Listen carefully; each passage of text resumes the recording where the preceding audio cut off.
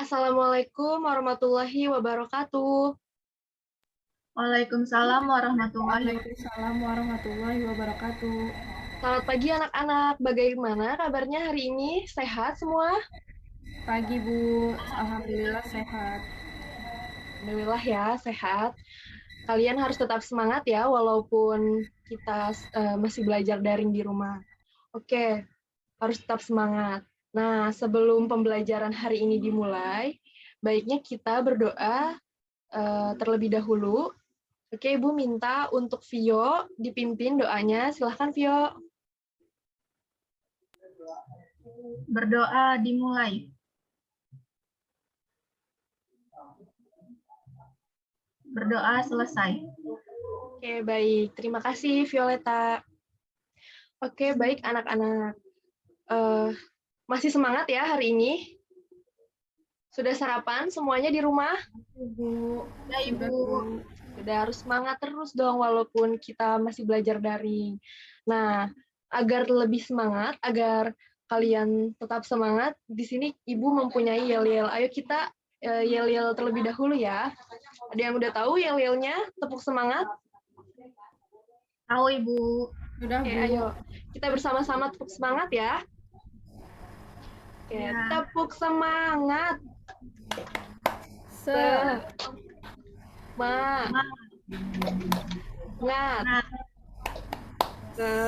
Semangat. Oke, baik. Terima kasih. Sudah semangat semuanya? Sudah, Ibu. Sudah Bu. Semangat dong ya, harus. Oke, hari ini ada yang tidak masuk? Ada, Ibu. Siapa? Tania ya? Tania Iya, belum Kak. masuk. Oke, Tania tidak apa-apa. Nanti kalian absen di link ya, yang sudah Ibu bagikan di WA Group. Oke, nanti absennya kalian di situ ya. Oke, nah anak-anak, hari ini kita akan belajar mengenai makanan tradisional yang ada di Indonesia. Nah, Ibu mau share screen terlebih dahulu ya.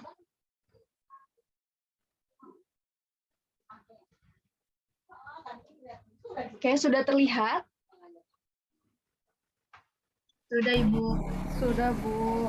Sudah ya. Oke. Nah, hari ini kita akan belajar mengenai makanan tradisional yang ada di Indonesia. Nah, Indonesia ini kan memiliki keberagaman adat, ya, makanan, permainan tradisional, lagu, tarian, serta lainnya. Nah, hari ini kita akan mempelajari salah satunya, yaitu mengenai makanan tradisional yang ada di Indonesia. Nah, ada yang tahu tidak kalian yang terdapat pada screen ini? Gambar apa? Ada yang tahu jenis makanan tradisional ini? Namanya apa? Saya tahu Bu, Ya, apa nih, Ken? ayam betutu. Ya, betul sekali nih, Ken. Ya, ayam ini adalah ayam betutu. Ayam betutu tersebut berasal dari mana sih? Ada yang tahu? Violeta? Nggak tahu, Ibu. Dari Tidak tahu. Bali bukan Bu? Ya, betul dari Bali. Ya, nih, Ken. Tidak apa-apa, Vio. Nah, jadi ayam betutu ini berasal dari Bali. Dan makanan ayam betutu ini, ya, termasuk ke dalam jenis makanan tradisional dari Indonesia. Ada yang tahu bahan dasarnya dan cara proses pembuatannya seperti apa? Tidak Bu.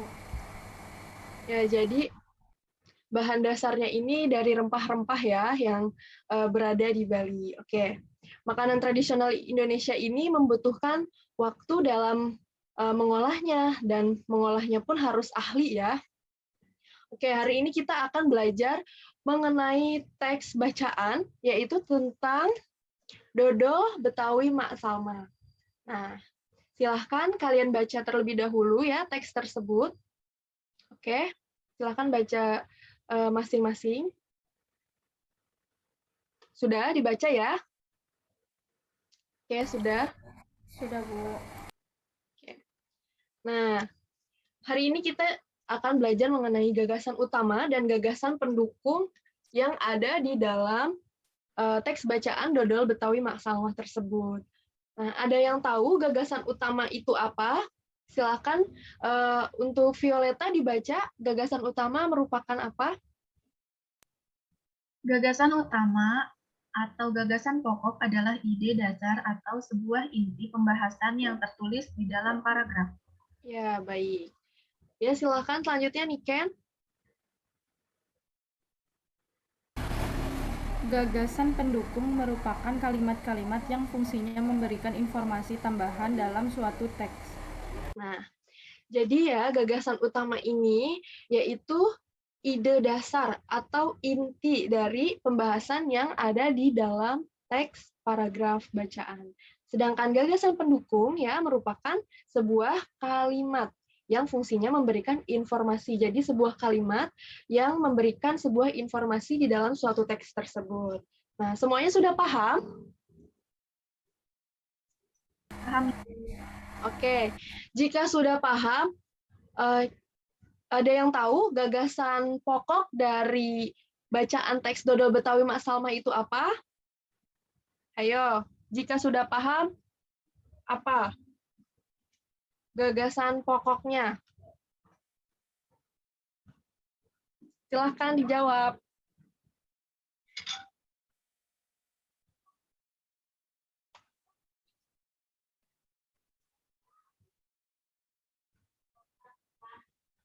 Ayo, gagasan pokok dari Dodol Betawi Mak Salma, tidak ada yang tahu? Di paragraf pertama, gagasan pokoknya Kota Jakarta berulang tahun, Bu. Ya, betul sekali Violeta. Tepuk tangan buat Violeta. Oke, silakan.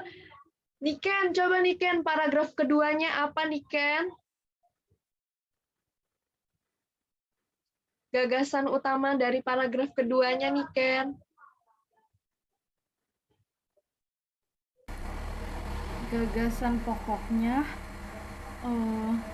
membuatnya bukan Bu, cara-caranya. Bukan.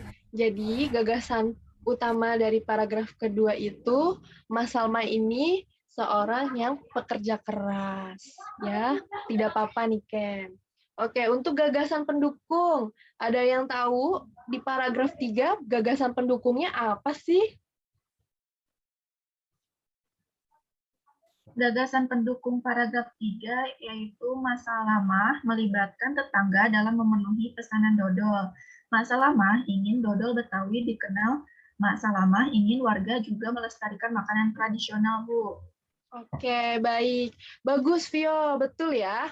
Jadi, kalian sudah paham ya mengenai gagasan utama dan gagasan pendukung dari paragraf. Oke, selanjutnya kita akan mempelajari mengenai jenis-jenis makanan yang ada di Indonesia.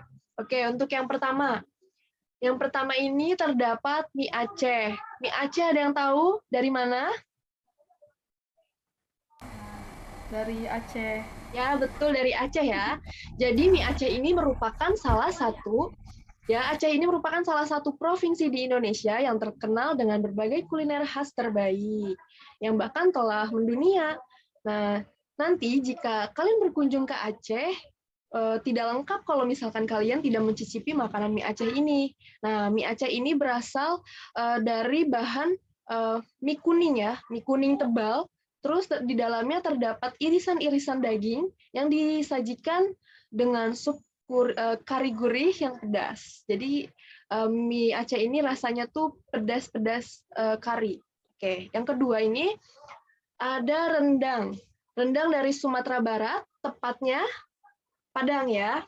Nah, Sumatera Barat juga memang telah berhasil mencuri mata dunia dengan bumbu khas masakan Padangnya.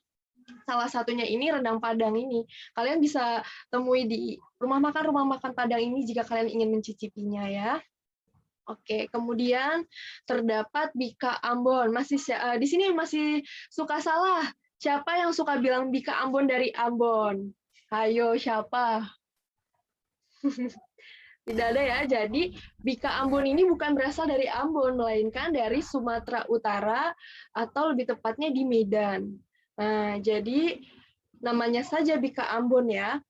Nah, jadi tadi tuh Aceh sudah sangat terkenal dengan mie-nya, tapi beda dengan Sumatera Utara ini yang sangat populer dengan Bika Ambon. Nah, bika Ambon ini tuh sejenis kue dengan rasa yang sangat lezat, dan bika Ambon juga bahkan dijual tidak hanya satu rasa, melainkan beberapa rasa seperti rasa keju sampai durian dan lain-lainnya.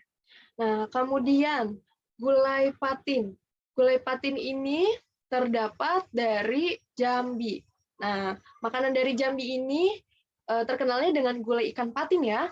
Nah, masakan yang satu ini sangat populer di tengah masyarakat Jambi karena menggunakan ikan, daging, ya, daging ikan, daging patin, gulai ikan patin yang digunakan dengan dicampur dengan buah durian yang telah difermentasi. Nah, jadi gulai ikan ini dimasak hingga matang dengan rasa yang dijamin bikin ketagihan. Jadi kalau misalkan kalian nanti ke Jambi, kalian harus cobain gulai ikan patin Jambi.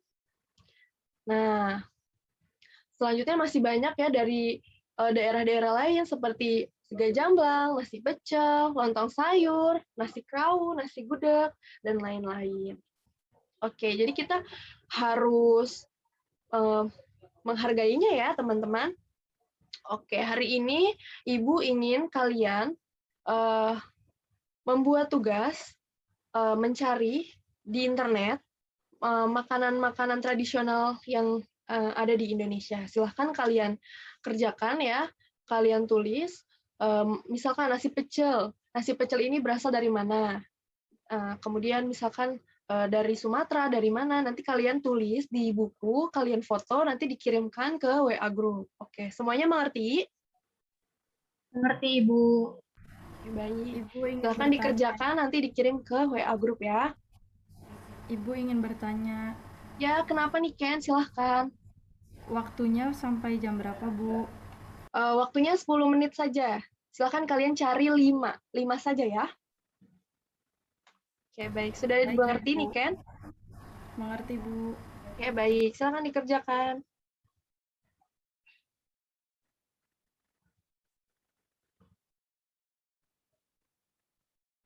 Oke, sudah semuanya? Sudah dikirim ya? Sudah, Bu. Oke, silahkan. Baik, terima kasih semuanya. Oke, kita lanjutkan pembelajaran hari ini.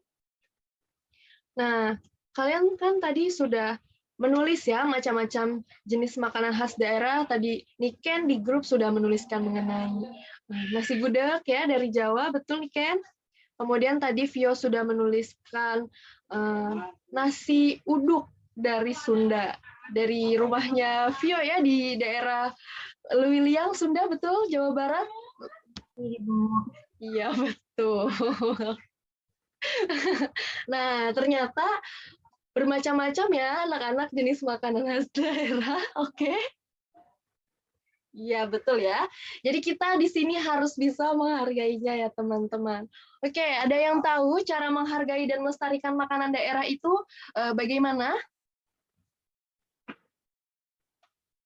Silahkan dibaca nih, Ken. Bagaimana cara menghargai dan melestarikan makanan daerah? Baik, Ibu. Cara menghargai dan melestarikan makanan daerah, yang pertama, makan makanan khas daerah lain. 2. Berani memperkenalkan makanan khas daerah. 3. Tidak memakan makanan asing atau seperti junk food dan lain-lain. 4. Belajar memasak makanan khas daerah agar dapat melestarikannya. Oke, baik. Jadi anak-anak, kita harus menghargai dan melestarikan makanan daerah. Yang pertama tadi yang sudah disebutkan oleh Niken, yaitu kita harus makan makanan khas daerah lain. Nah, jadi kita harus mencicipi, misalkan Violeta kan dari Jawa Barat. Vio harus mencoba makanan yang khas dari Sumatera seperti rendang Padang ya. Niken misalkan dari Betawi, dari Jawa ya Niken ya. Dari Jawa cobain tadinya biasa makan gudeg, makan gulai patin khas Jambi. Kemudian yang kedua, kita harus berani memperkenalkan makanan khas daerah. Nah, misalnya Niken dari Jawa, makanan khasnya itu gudeg. Niken perkenalkan makanan Niken kepada Vio. Ya, ini makanan khas saya. Kemudian Vio juga dari Sunda mengenalkan makanan Sunda khas Sunda kepada Niken yang orang Jawa. Nah, seperti itu. Kemudian yang ketiga, tidak memakan makanan asing seperti junk food dan lain-lain. Nah, mengapa sih kita tidak boleh terlalu banyak makan makanan junk food. Ada yang tahu junk food itu seperti apa? Contohnya, ayo ada yang tahu? Seperti McD. Ya, betul. Sebut merek ya, Niken ya. Kemudian, tidak apa-apa. Ya, betul. Seperti McD ya, ayam crispy. Ya, Vio? Seperti burger. Ya, burger, betul ya. Kita tidak boleh terlalu banyak mengkonsumsi makanan asing seperti itu, karena kita harus melestarikan makanan-makanan tradisional yang ada di Indonesia. Kemudian yang keempat, kita harus belajar memasak makanan khas daerah agar dapat melestarikannya. Jadi kalian nih ya, harus selalu belajar tuh masak, agar resep-resep leluhur tidak punah, dan makanan-makanan daerah dari leluhur kita, nenek moyang kita akan terus terjaga sampai nantinya anak cucu kita lahir. Jadinya makanan tersebut akan tetap ada dan tetap lestari. Seperti itu anak-anak. Mudah dimengerti? Mengerti, Ibu. Oke, baik. Mudah dimengerti ya. Oke. Nah, hari ini kita juga akan belajar mengenai bunyi. Nah, silakan Vio dibaca. Bunyi adalah suatu gelombang yang dihasilkan oleh benda yang bergetar. Benda yang menghasilkan bunyi disebut sumber bunyi. Syarat terjadinya bunyi yang pertama yaitu terdapat sumber bunyi. Kedua, terdapat medium. Ketiga, terdapat reseptor B. Ya, betul. Ya, jadi bunyi ini adalah suatu gelombang yang dihasilkan oleh benda yang bergetar. Kemudian terdapat sifat-sifat bunyi. Ya, sifat-sifat bunyi ini yang pertama itu bunyi atau gelombang bunyi memerlukan medium. Ya, karena bunyi merupakan suatu gelombang yang bergerak. Jadi bunyi itu merupakan gelombang yang bergerak. Maka dalam pergerakannya gelombang bunyi ini memerlukan media penghantar. Jadi untuk mengeluarkan bunyi ya memerlukan media penghantar agar bunyi itu terdengar. Kemudian yang kedua, bunyi atau gelombang bunyi dapat dipantulkan. Jadi bunyi ini dapat dipantulkan. Ya, di antara sifat-sifat bunyi adalah dapat mengalami pemantulan. Jadi bunyi ini dapat dipantulkan atau bisa disebut dengan refleksi. Nah, karena bunyi merupakan gelombang longitudinal dan sifat umum gelombang adalah dapat dipantulkan. Sama halnya dengan bunyi. Kemudian yang ketiga, bunyi atau gelombang bunyi dapat dibiaskan. Nah, bunyi ini dapat dibiaskan. Jadi dapat dibiaskan ini salah satu sifat bunyi. Contohnya seperti fenomena petir ya, yang terdengar lebih keras dibanding siang hari. Jadi petir itu lebih terdengar keras oleh kita pada saat malam hari, lebih nyaring. Karena suhu udara di atas ya pada siang hari lebih dingin dibanding suhu udara di bawah. Jadi sementara pada malam hari bunyi petir ini sangat kencang didengarnya dibanding di siang hari. Kemudian yang keempat, bunyi atau gelombang bunyi mengalami pelenturan. Gelombang bunyi ini dapat mengalami pelenturan atau bisa disebut dengan difraksi. Ya, jadi karena gelombang bunyi ini di udara memiliki panjang dalam rentang sentimeter sampai beberapa meter, nah gelombang yang panjang itu akan lebih mudah mengalami difraksi. Jadi mengalami pelenturan. Oke, dapat dimengerti? Sampai sini ada yang ingin ditanyakan? Oke, paham semua ya? Tidak ada? Baik. Yang keenam, ya Ibu lanjut. Bunyi atau gelombang bunyi mengalami perpaduan salah satu sifat dari sifat-sifat bunyi. Ya, adalah dapat mengalami perpaduan atau perpaduan bunyi tersebut dapat disebut dengan interferensi. Atau bunyi yang kita dengar dari dua buah sumber yang berbeda. Namun apabila memiliki frekuensi yang sama, maka kita akan mendengarnya lebih keras lagi. Kemudian yang ketujuh, bunyi atau gelombang bunyi termasuk gelombang longitudinal. Gelombang longitudinal itu adalah gelombang yang arah rambatnya sejajar atau sama dengan arah getaran. Oke. Ada yang tahu bagaimana sih cara bunyi bisa sampai di telinga kita? Sudah ada yang tahu sebelumnya? Oke, belum ya? Oke, di sini yang pertama, nah sebuah suara ditangkap terlebih dahulu ke daun telinga kita, kemudian dikirim ke dalam gendang telinga kita, ya, dan diteruskan 3 tulang pendengaran ke tingkap, jorong, dan rumah siput yang ada di dalam telinga kita. Kemudian, cairan limfa akan bergetar, dan hal itu merangsang ujung saraf pendengaran kita dan menimbulkan impuls saraf ke otak. Impuls tersebut kemudian diolah sehingga telinga kita bisa mengenali suara. Oke, sampai sini ada yang mau ditanyakan? Violeta dan Niken? Tidak, Ibu. Tidak, oke, cukup paham semuanya ya? Paham.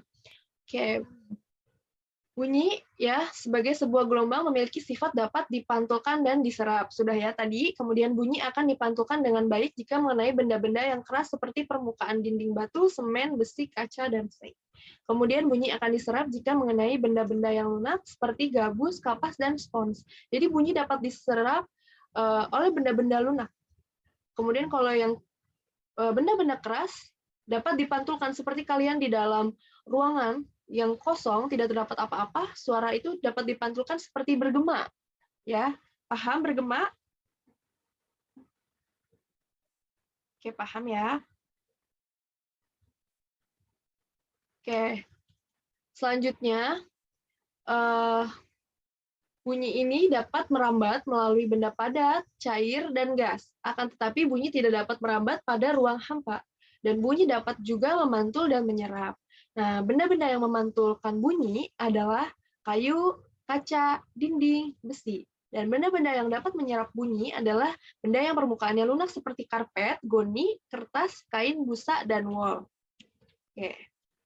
Nah, hari ini kalian ya ibu akan membentuk kalian sebagai kelompok kecil, kalian saja bertiga ya. Vio, Niken, dan Tania, karena Tania tidak masuk, jadi kalian Niken dan Violeta saja berdua untuk berdiskusi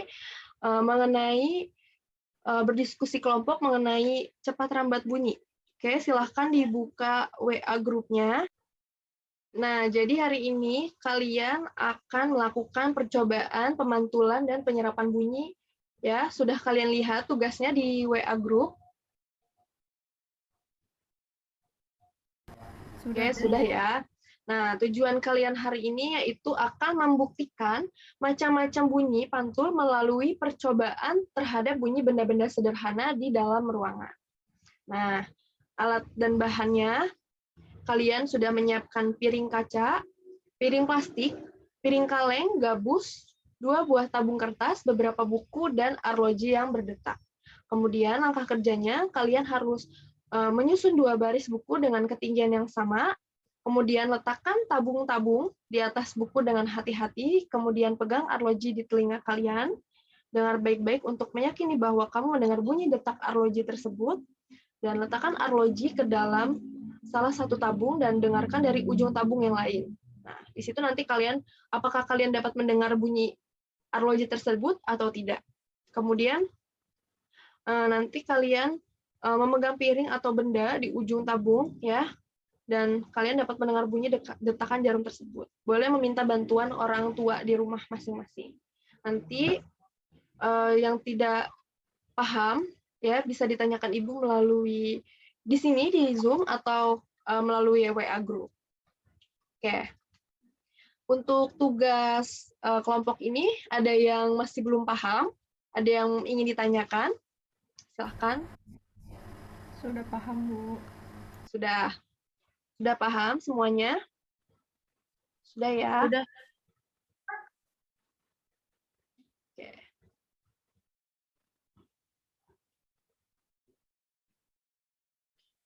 Oke, silahkan kalian lakukan percobaan dulu di rumah.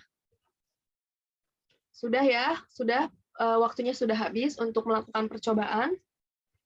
Oke. Kita bahas untuk kegiatan kelompok ini. Ada yang ingin menjelaskan terlebih dahulu mengenai pertanyaan yang sudah kalian jawab tadi di WA group tentang apa yang terjadi dengan gelombang bunyi pada tabung kedua jika kamu meletakkan piring kaca. Oke, silahkan. Dia ingin mempresentasikannya. Ayo, siapa yang berani?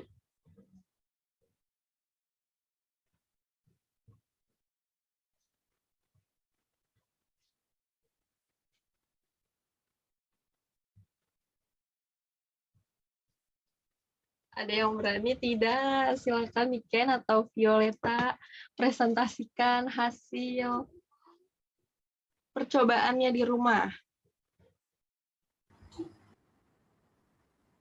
Oke, bagaimana hasil percobaannya? Ada yang tahu?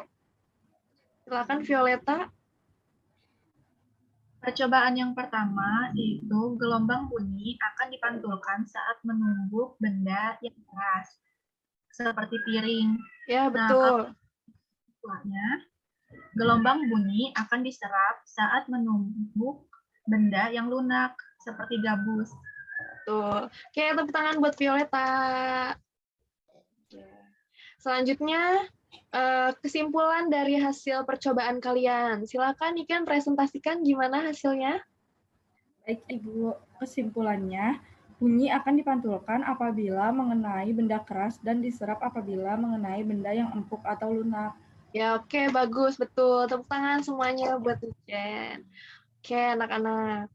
Sampai sini ada yang ingin ditanyakan mengenai pembelajaran kita hari ini?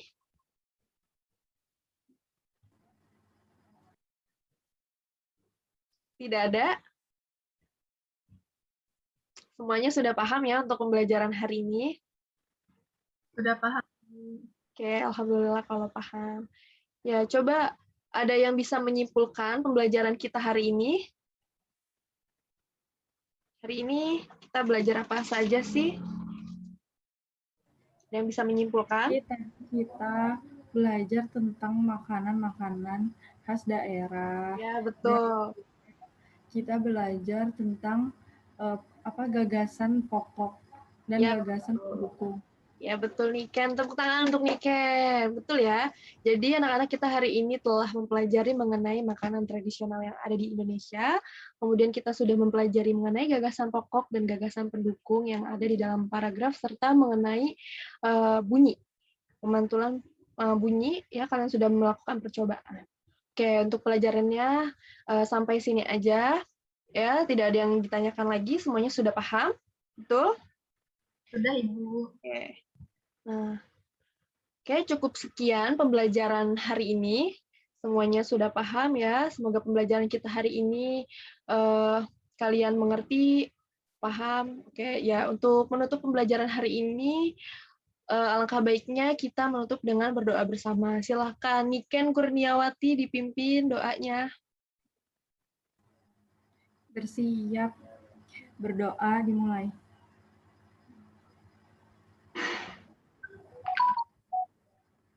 Berdoa selesai. Oke, baik. Memberi salam. Assalamualaikum warahmatullahi wabarakatuh. Oke. Waalaikumsalam warahmatullahi wabarakatuh. Tetap semangat ya anak-anak, terus terapkan 3M agar kalian semua selalu sehat di masa pandemi ini. Oke. Wabillahi taufik wal hidayah. Wassalamualaikum warahmatullahi wabarakatuh. Waalaikumsalam warahmatullahi wabarakatuh.